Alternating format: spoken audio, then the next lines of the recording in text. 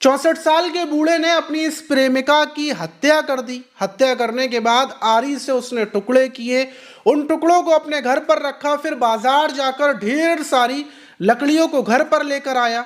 ये प्लानिंग उसने पहले से कर रखी थी और फिर दिन और रात में उन लकड़ियों को उसने जलाना शुरू कर दिया। जब लकड़ियां बहुत ज्यादा जलने लगती तो उन लकड़ियों के बीच में अपनी प्रेमिका के एक टुकड़े को उठाकर डाल देता और वो टुकड़ा उस आग में जलकर कोयला बन जाता, राख बन जाता और आखिर में उस राख को, उस हड्डियों को उठाकर एक संदूक में डाल देता। और ऐसे ही कर कर दिन और रात में 7 दिनों तक बराबर वो लकड़ियों को जलाता रहता है और अपनी प्रेमिका के जो टुकड़े थे उन टुकड़ों को राख बना डालता है और राख को संदूक में इकट्ठा कर लेता है। और 7 दिनों के बाद फिर अपनी प्रेमिका की जो राख थी उसको ठिकाने लगाने के लिए निकल रहा था, लेकिन उसी की एक गलती की वजह से वो पकड़ा जाता है। पुलिस पहुंच जाती है और फिर उसके बाद घटना का खुलासा होता है कि इस बूढ़े ने इतनी खौफनाक घटना को अंजाम दिया। लेकिन सवाल ये कि वो इतना बूढ़ा था, उसके पास खूबसूरत सी जवान सी दिखने वाली प्रेमिका थी, उसके बावजूद भी उसने प्रेमिका की आखिर क्यों हत्या कर दी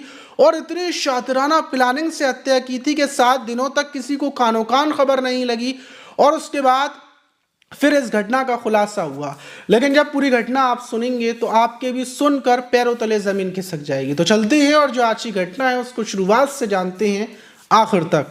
तो दोस्तों, मेरा नाम माज है, उम्मीद है कि आप सब अच्छे होंगे, सुरक्षित होंगे। और जो आज की घटना है वो झांसी का सिपरी बाजार थाना है और उसी थाने के अंतर्गत एक गांव पड़ता है, बहानगर गांव।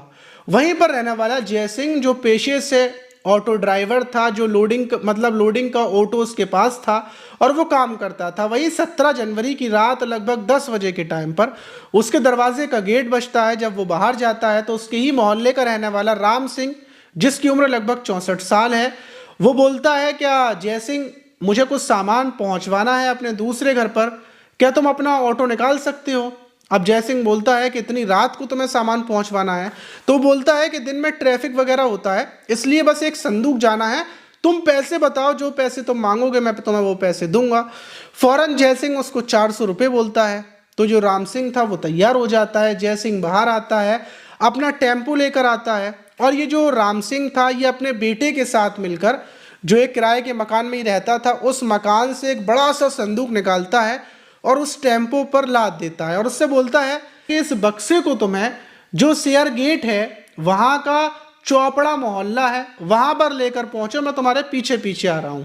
अब जो जय सिंह था वो अपना टेम्पो चलाते हुए वहां पर पहुंच जाता है। पहुंचने के बाद वो इंतजार करता है, लेकिन वहां पर कोई नहीं आता। तो ये जो जय सिंह था ये उसकी दूसरी पत्नी गीता को आवाज़ लगाता है कि तुम्हारे पति ने ये बक्सा रखवाया था और तुम्हारे घर पर लाने की बोली थी। तो फौरन जो जय सिंह की दूसरी पत्नी गीता थी वो उस बक्से को अपने बेटों के साथ मिलकर उतारने लग जाती है। लेकिन जब बक्सा उतरने वाला होता है और वो हल्का सा टेढ़ा होता है तो उसमें से पानी निकलने लगता है और जो पानी था उसकी बदबू इतनी ज़्यादा भयंकर थी, क्या मतलब बर्दाश्त नहीं हो पाती। अब जो ये ड्राइवर था इसको शक होता है कि बदबू ऐसी है कि जैसे सड़े हुए मांस में से आती है, सड़े हुए गोश्त में से आती है। अब जो जय सिंह था वो गीता से बोलता है कि आखिर इस बक्से के अंदर क्या है जो इतना ज़्यादा इसके अंदर से पानी निकल रहा है और इतनी बुरी बदबू आ रही है। और जब ये बदबू मोहल्ले में फैलती है तो मोहल्ले के लोग भी वहाँ पर आ जाते हैं और हर कोई सवाल करता है कि आखिर इसके बक्से के अंदर क्या है। लोगों का सवाल होता है कि इसके अंदर ज़रूर कोई मरी हुई चीज़ है, अब कोई जानवर तो हो नहीं सकता, और दूसरी चीज़ बक्सा है, बाहर से दिखने में नया सा लग रहा है और अंदर से पानी निकल रहा है। तो अब सवाल तो बनता है। फौरन जो मोहल्ले के लोग थे वो बोलते हैं कि देखो इस बक्से को खोल कर हमें दिखा दो क्या है, वरना हमें पुलिस को फ़ोन करना पड़ेगा। अब भीड़ को देखते हुए गीता बोलती है कि ऐसा करो कि इसको खोल कर देख लो। लेकिन बक्से के बाहर एक ताला लगा हुआ था, मोहल्ले के लोग उस ताले को तोड़ते हैं। दूसरी तरफ ये जो राम सिंह था ये अभी तक यहाँ पर नहीं आया था। तो जैसे ही बक्सा खोला जाता है तो जब देखते हैं तो उसके अंदर हड्डियाँ, हाथ और जले हुए सारी चीज़ें, मतलब पूरे कोयले थे और देखकर साफ लग रहा था कि किसी इंसान के जले हुए हिस्से, जले हुए टुकड़े इसके अंदर पड़े हुए हैं। फौरन सिपरी बाजार पुलिस को सूचना दी जाती है कि यहाँ पर एक बक्से के अंदर एक इंसान का जला हुआ शव एक बक्से में मिला है। फौरन पुलिस पहुंचती है, गीता से पूछती है। गीता बोलती है कि मुझे कुछ नहीं पता। जो जय सिंह था वो बोलता है कि गीता का बेटा ही मेरे टेम्पो के साथ आया था और इसी ने बक्सा रखवाया था। पुलिस गीता और उसके बेटे को गिरफ्तार कर लेती है। दूसरी तरफ राम सिंह को ढूंढना शुरू किया जाता है। पुलिस के दिमाग में, मोहल्ले वालों के दिमाग में सवाल ये था कि आखिर इस बक्से के अंदर ये जो बॉडी के टुकड़े हैं जले हुए, ये किसके हैं।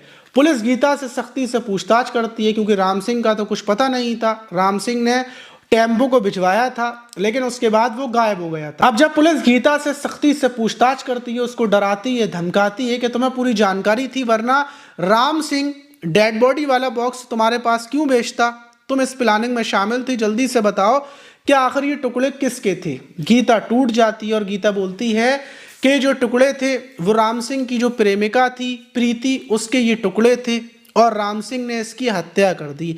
और इस हत्या में मैं भी शामिल थी क्योंकि राम सिंह ने मुझे पूरी प्लानिंग बताई थी और मैंने हत्या इसलिए करवाई क्योंकि राम सिंह के पास कोई रास्ता नहीं बचा था। पुलिस पूरी कहानी उससे जब शुरुआत से पूछती है तो गीता बताती है कि जो राम सिंह हैं, जो अब बूढ़े हो चुके हैं, पहले ये रेलवे में नौकरी करते थे और जब ये रेलवे में नौकरी करते थे तो इनकी पहली शादी हो चुकी थी और पहली पत्नी की मौत हो गई थी। इन्होंने दूसरी शादी मुझसे की थी और इनके 2 बेटे भी हैं जो मुझसे हुए और उसके बाद ज़िंदगी बिल्कुल ठीक ठाक चल रही थी। लेकिन 6 साल पहले ये अपने ही एक रेलवे अधिकारी के घर पर काम करने के लिए जाते हैं और वहाँ पर इनकी मुलाकात होती है एक महिला से जिसका नाम प्रीति था। प्रीति के 3 बच्चे थे और ये शादीशुदा थी। प्रीति से इनकी करीबियाँ होती हैं। प्रीति वहाँ पर नौकरी करती थी और जब इनको पता चलता है कि जो प्रीति है वो भी वहीं की नंदपुरा की रहने वाली है जहाँ के ये रहने वाले हैं, तो जान पहचान और ज़्यादा बढ़ जाती है।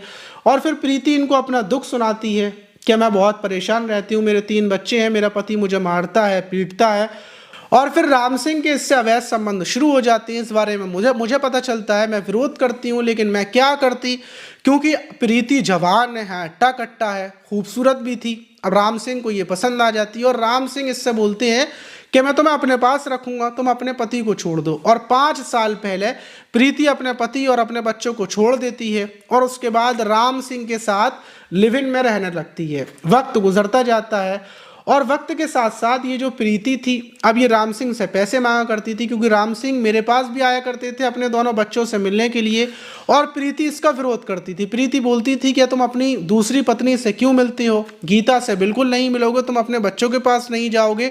और ये ब्लैकमेल करने लगी थी, परेशान करने लगी थी क्योंकि प्रीति चाहती थी कि राम सिंह के पास जो भी प्रॉपर्टी है वो उसके नाम कर दे और राम सिंह के पास जितना पैसा है वो पैसा भी राम सिंह उसको दे दे। तो ऐसे कर कर ये बराबर ब्लैकमेल कर रही थी और राम सिंह अपनी दूसरी पत्नी गीता को ये सब बात बताते थे। तो गीता ने यही बताया कि एक ही रास्ता है, रास्ता ये है कि प्रीति को रास्ते से हटाना पड़ेगा और राम सिंह इसके लिए तैयार हो गए क्योंकि राम सिंह पहले प्रीति को चोपड़ा मोहल्ले में ही, मतलब अपनी जो दूसरी पत्नी है उसके घर के पास ही रहते थे। लेकिन 20 दिन पहले ये बोलते हैं कि ठीक है, मैं अपनी दूसरी पत्नी से दूरी बना लूँगा और हम लोग थोड़ा दूर चलते हैं, वहीं पर रहेंगे, किराए का मकान लेंगे।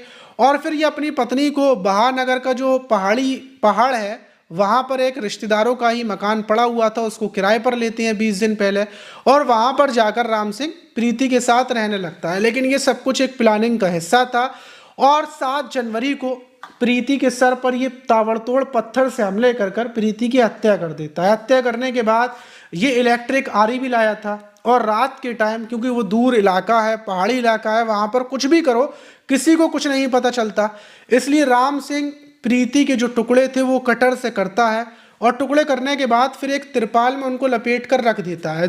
दूसरे दिन बाजार जाता है और बाजार से ढेर सारी लकड़ियाँ लेकर आता है। लकड़ियाँ लाकर उनको जलाना शुरू करता है। दिन और रात में ये जब भी इसको वक्त मिलता लकड़ियों को जलाता और जो टुकड़े थे उनको आग पर डालकर कोयला बना देता। फिर ये एक संदूक लेकर आता है, बक्सा लाता है, उस बक्से को रखता है और जिन टुकड़ों को ये कोयला बना दिया करता था, जो हड्डी फुड्डी बचती थी, अध जले हिस्से बचते थे, उन हिस्सों को ये संदूक में डाल दिया करता था और संदूक को ताला लगाकर चले जाया करता था। जिस किराए के मकान में ये काम कर रहा था वहाँ पर दिन या रात में ये आता था और इस घटना को अंजाम देकर चला जाया करता था। 7 दिनों तक ये बराबर उन टुकड़ों को जलाकर पूरा ख़त्म कर देता है और फिर 7 दिनों के बाद 14 को ये अपनी जो दूसरी पत्नी है उसको बताता है कि सब कुछ हो चुका है, अब मैं उस संदूक को यहाँ पर भेजूंगा और उसके बाद फिर हम लोग घर में गड्ढा खोदकर उन टुकड़ों को दफन कर देंगे। दूसरी पत्नी जो गीता थी वो तैयार थी और उसी की प्लानिंग के लिए इसने बक्सा रखवाकर अपनी दूसरी पत्नी के घर पर भेजा था। लेकिन जो मोहल्ले के लोग थे और जो ये मतलब ड्राइवर था, इन लोगों ने भंडा फोड़ दिया। पानी की बदबू से इन लोगों ने मतलब बॉक्स को खुलवा दिया और इस घटना का खुलासा हो गया। इस घटना के खुलासे के बाद हर कोई हैरान है कि मतलब 64 साल के बूढ़े ने ऐसी घटना को अंजाम दे दिया जिस पर लोग यकीन नहीं कर पा रहे हैं। वहीं पुलिस अभी राम सिंह को ढूंढती फिर रही है। राम सिंह फरार है। राम सिंह को चारों तरफ ढूंढा जा रहा है और राम सिंह के मिलने के बाद हो सकता है और भी बातें पता चले, लेकिन फिलहाल में यही घटना का खुलासा हो पाया। अब आप इस घटना पर क्या बोलना चाहेंगे? क्या मतलब इसमें राम सिंह को सज़ा मिलनी चाहिए या नहीं मिलनी चाहिए, या फिर राम सिंह ने जो किया सही किया? आपको क्या लगता है? अपनी राय कमेंट बॉक्स में ज़रूर दीजिएगा। मिलते हैं किसी और वीडियो में, जब तक के लिए अपना ख्याल रखें, सुरक्षित रहें, सावधान रहें।